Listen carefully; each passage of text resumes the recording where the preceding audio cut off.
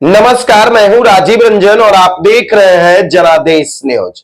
बिहार के शेखपुरा में एक युवक ने अपनी पत्नी को बेवफा मानकर उसकी हत्या कर दिया। इतना ही नहीं, आरोपी पति ने अपनी पत्नी की हत्या करने के बाद उसके डेड बॉडी को गांव से दूर ले जाकर रेलवे लाइन के किनारे जला दिया और साक्ष्य को छिपाने की कोशिश की। जैसे ही इस बात की जानकारी गांव वालों को लगी, तत्पश्चात गांव वालों ने इस घटना की जानकारी शेखपुरा के एसपी को दी और पुलिस घटनास्थल पर गांव पहुंचकर इस पूरे मामले का उद्भेदन किया, इस पूरे मामले का खुलासा किया और आरोपी पति पंकज को गिरफ्तार कर जेल भेज दिया। दरअसल यह पूरी कहानी प्रेम प्रसंग से जुड़ा हुआ है और प्रेम प्रसंग में खौफनाक वारदात को अंजाम दिया गया है। दरअसल बिहार के शेखपुरा जिले के हथियावा थाना क्षेत्र अंतर्गत गोसाईगढ़ी गांव में यह घटना हुई है। गोसाईगढ़ी गांव के रहने वाले पंकज कुमार मुंबई में रहकर बढ़ई मिस्त्री का काम करता था, जो झपसी मिस्त्री का पुत्र है और यह मुंबई में रहता था। ऑनलाइन फ्री फायर गेम खेलने के दौरान शेखपुरा के गोसाईगढ़ी गांव के रहने वाले झपसी मिस्त्री के पुत्र पंकज कुमार को उड़ीसा की रहने वाली रूपाली कुमार से परिचय हुआ और यह परिचय धीरे धीरे प्रेम प्रसंग में बदल गया। दोनों ऑनलाइन फ्री फायर गेम खेलने के दौरान एक दूसरे को नंबर आदान प्रदान करते हैं। दोनों के बीच घंटों देर तक बातचीत होती है और बातचीत फिर धीरे धीरे प्रेम प्रसंग में बदल जाता है, प्यार में बदल जाता है। और प्यार में उड़ीसा की रहने वाली रूपाली इस कदर दीवाना हो जाती है, इस कदर वो पागल हो जाती है कि अपने ऑनलाइन प्रेमी पंकज से मिलने के लिए वह उड़ीसा से मुंबई चली जाती है। और वर्ष 2025 के मार्च की यह घटना है, जब प्रेम प्रसंग होने के बाद उड़ीसा की रहने वाली रूपाली अपने प्रेमी हथियावा थाना क्षेत्र के गोसाईगढ़ी गांव निवासी पंकज कुमार से मिलने के लिए मुंबई पहुंच जाती है। कुछ दिनों तक वह मुंबई में एक साथ रहती है और जैसे ही पंकज अपनी प्रेमिका रूपाली को लेकर अपना गांव गोसाईगढ़ी आता है, तत्पश्चात 5 अप्रैल 2025 को गांव में ग्रामीणों की मौजूदगी में मंदिर में शादी करवा दी जाती है। दोनों सुखमय दाम्पत्य जीवन व्यतीत करने लगते हैं। दोनों एक दूसरे पर काफी विश्वास करने लगते हैं। पंकज सुंदर और सुशील औरत पाकर, सुंदर और सुशील पत्नी पाकर काफी खुश रहता था। गांव वाले अगर उसे कुछ ताना भी मारते थे, उसके साथ कुछ कमेंट भी करते थे, कुछ मजाक भी करते थे, बावजूद वह अपनी पत्नी रूपाली से काफी खुश रहता था, जिसे वो ऑनलाइन गेम खेलने के दौरान अपने बस में किया था, जिसके साथ उसने प्यार किया था। और प्यार फिर पति पत्नी के रिश्ते में तब्दील हो गया और दोनों सुखमय जीवन व्यतीत कर रहे थे।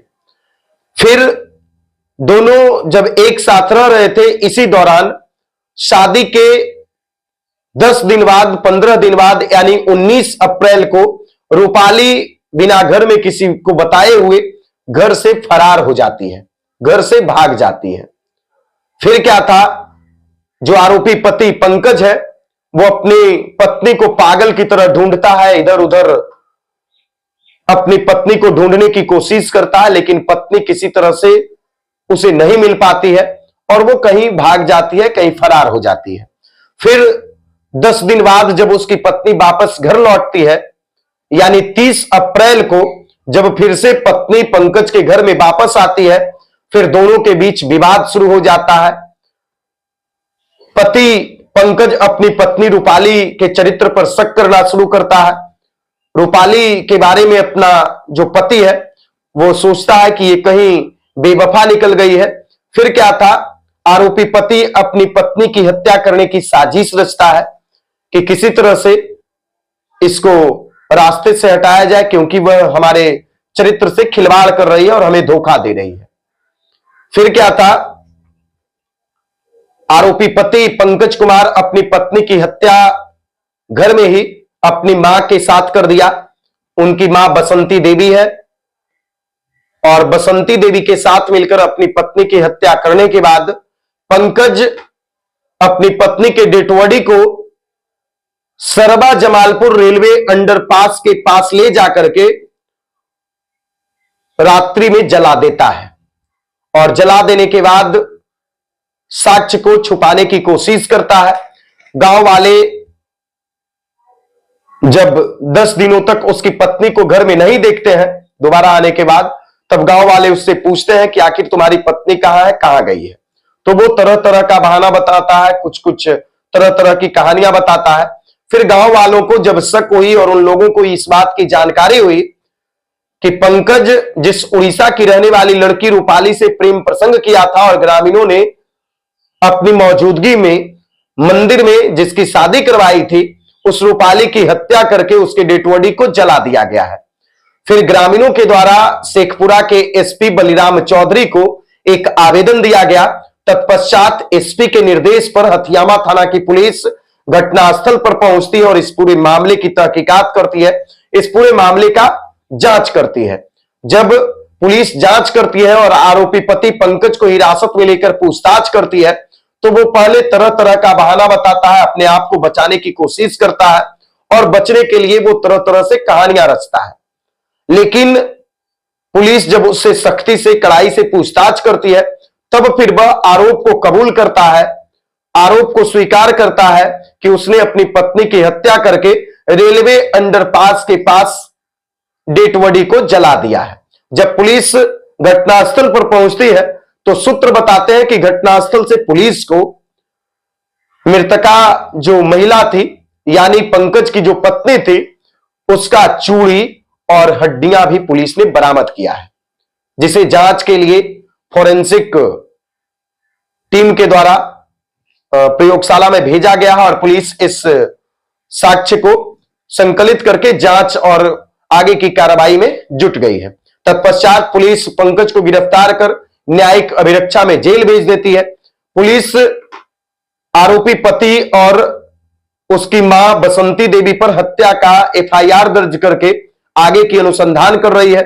जो लड़की रूपाली थी वो उड़ीसा की रहने वाली थी, लेकिन उसका नाम और पता अभी तक पुलिस को पूर्ण रूप से नहीं प्राप्त हुआ है कि आखिर वो उड़ीसा में कहां की रहने वाली थी, किसकी पुत्री थी, कहां की थी।